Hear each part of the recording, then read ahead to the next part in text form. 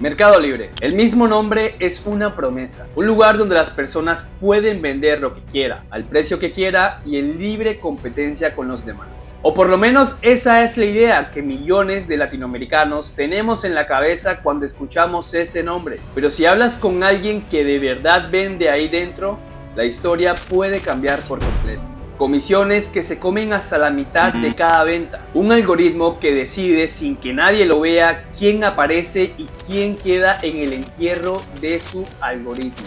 Cuentas suspendidas de un día para otro, con el dinero retenido y sin derecho a explicación alguna. Y una demanda judicial directa a Mercado Libre realizado en Chile. Hoy vamos a investigar esto a fondo, con cifras, números y casos reales de vendedores dentro de esta tienda. Vamos a ver cómo se construyó el imperio más grande de Latinoamérica en el comercio electrónico y averiguar si el nombre Mercado Libre sigue siendo honesto hasta el día de hoy. Antes de adentrarnos, veamos el tamaño de lo que estamos hablando. En el último trimestre de 2025, Mercado Libre reportó ingresos de 8.759 millones de dólares. Por su plataforma pasaron 19.900 millones de dólares en mercancía vendida, solo en 3 meses. Y su brazo financiero, Mercado Pago, procesó 83.700 millones de dólares en pagos. Son cifras de una economía mediana generada por una sola empresa en 3 meses. Por lo que no estamos hablando de cualquier marketplace, es la infraestructura comercial más grande de toda una región. Veamos qué tan dominante es este mercado. En Argentina controla el 85% del comercio electrónico, en Colombia cerca del 65%,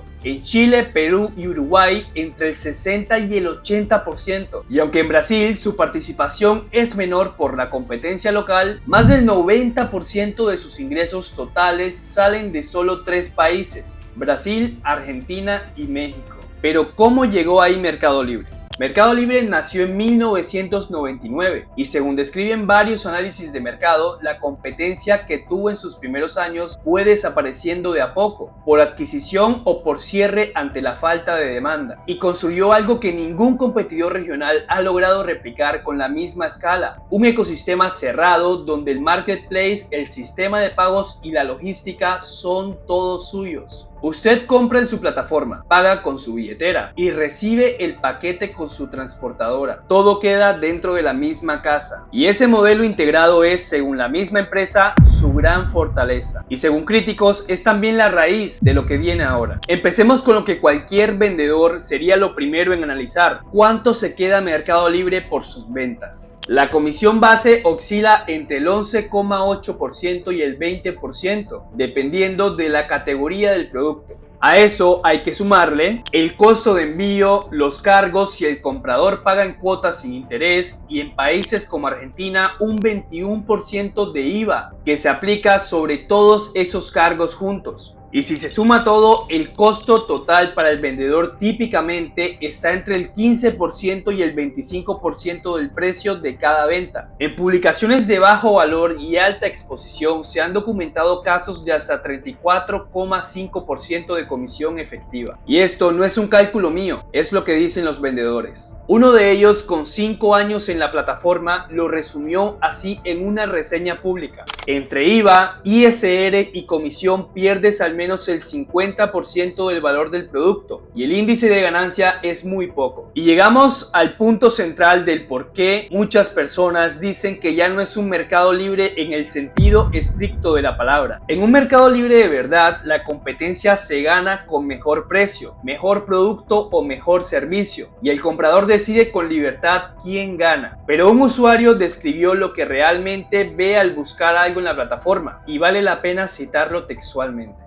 Ya se maneja todo por algoritmo, no hay búsqueda libre por parte del comprador, solo muestra los productos repetidos de quien abona absolutamente todo: costo, financiación y publicidad. Existen 2 formas principales de vender dentro de Mercado Libre. El sistema full, donde usted le entrega su mercancía a las bodegas de Mercado Libre y ellos se empacan y despachan por usted, a cambio de una comisión más alta. y el sistema básico, donde usted mismo gestiona el envío con una comisión menor. Múltiples vendedores sostienen que evidentemente Mercado Libre prioriza a las personas que tienen este sistema full y que además pagan publicidad, dejando al vendedor del plan básico invisible entre miles de resultados. Si el costo de competir bien teniendo full más publicidad es alto, solo quienes importan en volumen o tienen espalda financiera pueden pagarlo sin perder margen.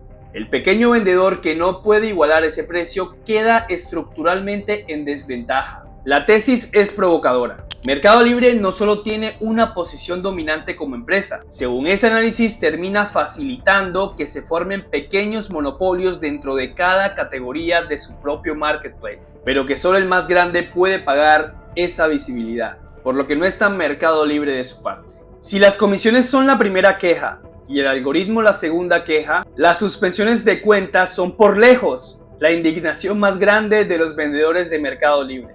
El mecanismo más citado se llama Brand Protection Program. Cuando el dueño de una marca registrada denuncia una publicación por infringir sus derechos, esa publicación se pausa de inmediato. El vendedor tiene una única oportunidad de responder en un plazo de apenas 4 días, sin posibilidad de una segunda instancia. Si no contesta a tiempo o si su respuesta no convence a quien denunció, la publicación se elimina para siempre y la cuenta puede quedar sancionada. Fíjense en la estructura de este proceso. Quien acusa no tiene que demostrar nada ante el juez, solo denuncia. Y quien es acusado tiene 4 días, una sola oportunidad y ningún tribunal independiente al que apelar dentro de la plataforma. Es un sistema donde la empresa es al mismo tiempo la que hace la regla, la que investiga y la que dicta la sentencia. Y hay reportes documentados de casos más graves. Vendedores que describen suspensiones de un día para otro por supuestas operaciones irregulares, sin una explicación detallada más allá de un enlace genérico a las políticas de la plataforma. Con el dinero de ventas ya realizadas retenido en Mercado Pago sin poder retirarlo mientras dura el proceso.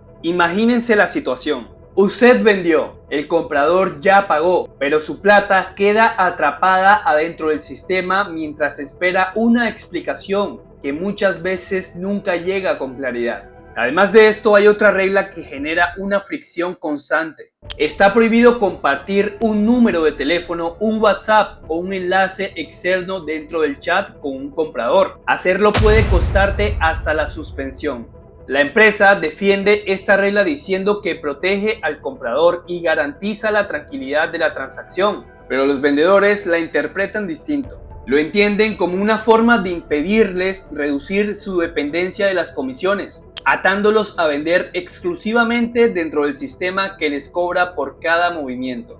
Y todo esto no se quedó solo en reseñas y foros de redes sociales. Llegó a los tribunales. La empresa chilena A3D presentó una demanda formal contra Mercado Libre por competencia desleal. Su argumento fue que la plataforma permite que exista dentro de su propio marketplace lo que la demanda describe como un mercado paralelo e informal, donde terceros venden productos de menor calidad usando las marcas registradas A3D y aprovechándose de la publicidad e inversión que esa empresa ya había hecho para posicionar su nombre en Mercado Libre. Mercado Libre respondió ante esto y es justo también que escuchemos cuál fue su defensa. La empresa argumentó que no compite directamente con A3D porque no vende ella misma esos productos. Solo pone a disposición una plataforma neutral donde más de 30,000 vendedores publican libremente lo que quieren. Y remarcó que si tienen una herramienta específica para estos casos, el mismo Brand Protection Program que mencionamos antes, diseñado precisamente para que los titulares de marcas registradas denuncien publicaciones que infrinjan su propiedad intelectual. En un caso que ilustra la tensión central de ese video en una disputa, surge la pregunta: ¿es Mercado Libre simplemente el dueño de una calle donde cualquiera puede poner su puesto sin responsabilidad sobre lo que cada uno vende? ¿O es por el diseño de sus reglas, sus comisiones y su algoritmo un actor activo que determina quién gana y quién pierde en esa calle? Los tribunales no han dictaminado una respuesta definitiva a esa pregunta. Ahora, para que eso no parezca como un ataque directo a Mercado Mercado Libre o algo por el estilo, hay también que poner sobre la mesa lo que Mercado Libre hace bien, porque también hay muchísimas evidencias sólidas sobre eso. En su carta más reciente a los accionistas, la compañía reportó niveles récord de satisfacción del cliente, con puntajes de recomendación históricamente altos en Brasil, México y Argentina, tanto en su negocio de comercio como en el financiero. En México, por ejemplo, la penetración de su sistema Fulfillment llegó casi al 80% en el último trimestre de 2025 y el crecimiento de sus artículos vendidos fue del 45% interanual en ese país. Esos no son números de una empresa en crisis de reputación, son números de una empresa que sigue creciendo con mucha fuerza. Y hay un argumento de fondo que merece ser considerado con mucha seriedad. Mercado Libre sostiene que su ecosistema está formalizando economías que antes vivían casi por completo en la informalidad. Incluso cita datos propios. En México, más de la mitad de la población depende de fuentes informales de crédito y el 85% paga en efectivo las compras menores a $30. En Argentina, más del 80% de los adultos tienen una cuenta bancaria, pero el crédito disponible para las personas es apenas una quinta parte del nivel de Brasil. Mercado Libre se presenta con esos datos, no como un intermediario que extrae valor, sino como la infraestructura que le está dando acceso a crédito, pagos digitales y un canal de venta formal a millones de personas que antes no lo tenían. Y hay algo que también hay que reconocerles muy bien. Sin Mercado Libre, cientos de miles de pequeños vendedores en la región simplemente no tendrían acceso a un mercado de escala continental. La pregunta honesta no es si esta plataforma realmente genera valor, porque ciertamente lo hace y mucho. La pregunta es si los términos en los que se reparte ese valor entre ella y quienes venden ahí adentro son justos, o si el poder del mercado que acumuló le permite fijar esos términos sin verdadera competencia que la discipline. Y para cerrar esta investigación, veamos un capítulo que muchos vendedores están presentando actualmente.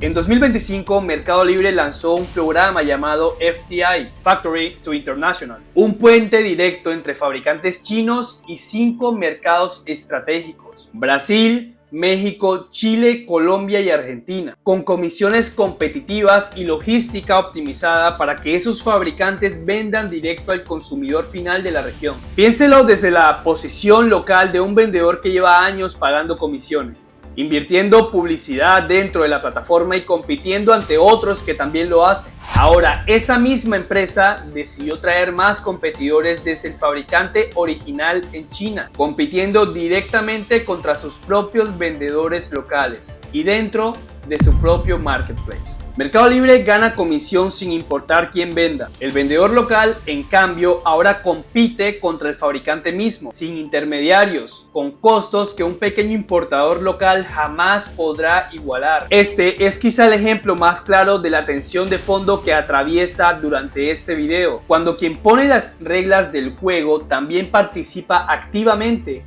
en decidir quiénes más entran a jugar. La palabra libre empieza a pesar cada vez menos. Entonces, después de toda esta investigación, ¿qué conclusión podemos sacar? Cualquiera puede seguir abriendo cuentas y publicando productos, como ha funcionado siempre, por lo que eso en el sentido literal de la palabra sigue siendo libre. Pero en la libertad económica real no se mide por quién puede entrar y quién no. Se mide si una vez tú entras, esas reglas del juego que tú estableces son justas para todos y que todos puedan competir entre sí. Todo esto que hemos mencionado no significa que automáticamente Mercado Libre se convierte en un monopolio ilegal o algo por el estilo, ya que personalmente no lo considero de esa manera y que además es algo que le corresponde a los tribunales determinarlo. Pero sí sugiere que el nombre Mercado Libre describe hoy más una marca histórica que una descripción precisa de cómo funciona el poder dentro de esa plataforma. Lo que hace complicado este debate es que no hay un villano de una caricatura. Mercado Libre construyó en 2 décadas la infraestructura de comercio y pagos más importantes que ha tenido Latinoamérica y le dio acceso al mercado formal a millones de personas que antes no lo tenían, y eso es un logro bastante grande a considerar.